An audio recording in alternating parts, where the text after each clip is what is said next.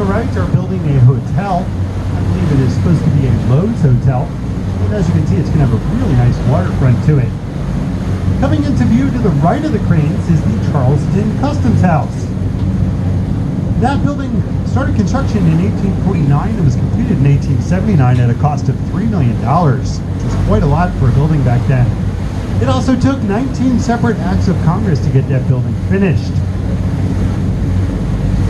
To the left of the cranes is one of our biggest waterfront parks. This park is often called the Pineapple Park due to that big pineapple fountain right in the middle there. And there's another big fountain off to the right, and both fountains are incredibly popular with children. In the summer, they can come play in those fountains to cool off. This wasn't always a park. Originally, it was a commercial shipping pier until there was a very big fire in the late 1950s that destroyed a lot of that. And so they decided to turn it into this beautiful park. These first docks coming up on the right are the Charleston Harbor Pilots Association. They have an interesting job. Any foreign flag ship is mandated to have a harbor pilot on board and up at the bridge as they are coming into or out of Charleston Harbor. The harbor pilots are taken out to the ships about 10 to 12 miles offshore. They get on the ships and then they go up to the bridge and ride in case the captain needs any advice. To give occasional advice, they are very well paid. They make mid to upper six figures a year. It's a very good job. It's also one of the most protected jobs anywhere. You pretty much have to be born into it. It's actually like that all over the country.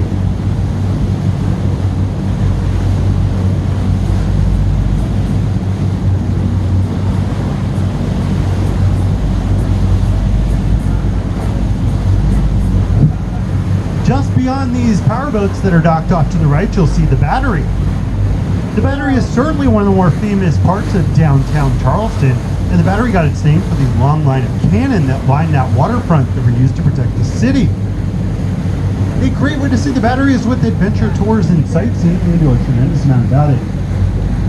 And right after the Battery comes the Ashley River. The Ashley River is actually where Charleston got its start. In 1670, two ships from England went up that river about 3 miles and founded Charleston up on the back.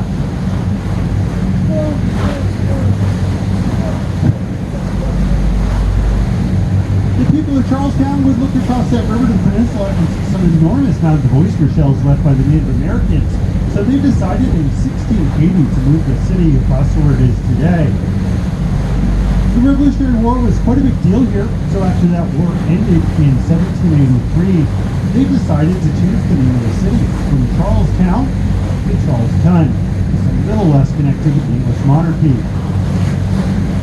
Charleston's early history has a lot to do with pirates. Pirates came through here all the time and did a lot of trading with the local population. They got along quite well, and some of the more famous pirates in history are actually from here. Every now and then the pirates go way too far, and when they met their ends here, it was off to our left. That little island off to our left is called Chutes Folly Island, and that's where they used to hang the pirates. They would actually leave the pirates hanging up there for about a week or two to send a message, and then when they cut them down, they're not taken to a cemetery. They're actually just put out there in the sand at one time.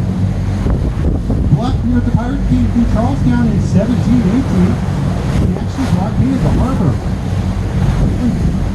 The people of Charlestown asked Blackbeard what his demands were. His only demand was for medicine. So they got together all the medicine they could, threw it out to Blackbeard, and he happily left.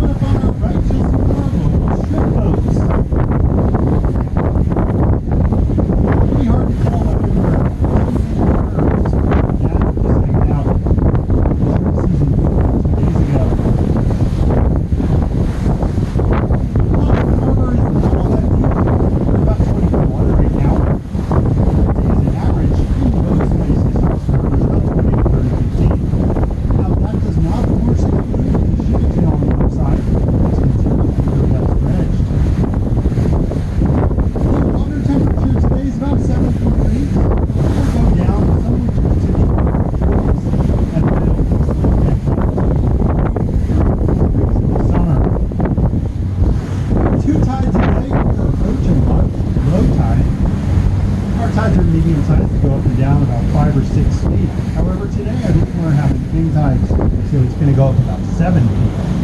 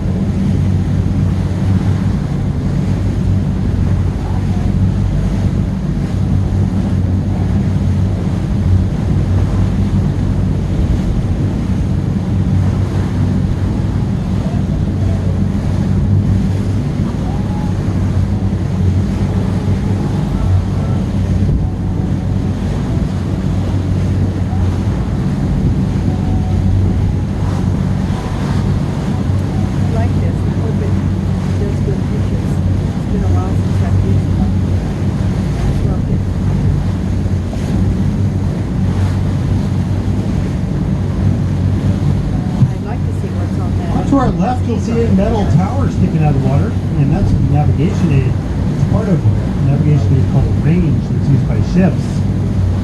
That post, the white diamond over there, that was actually marking a hazard.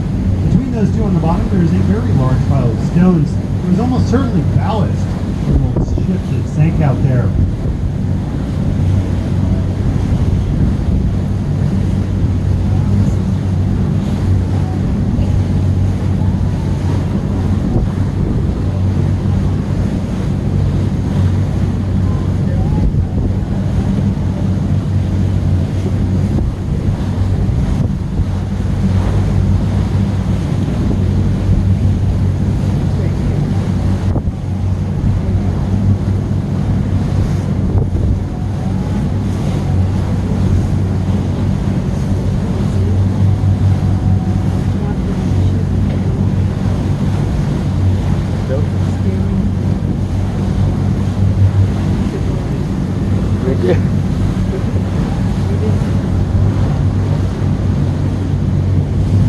This land off to the right of us is James Island, and James Island is one of the many barrier islands that line the southeast United States.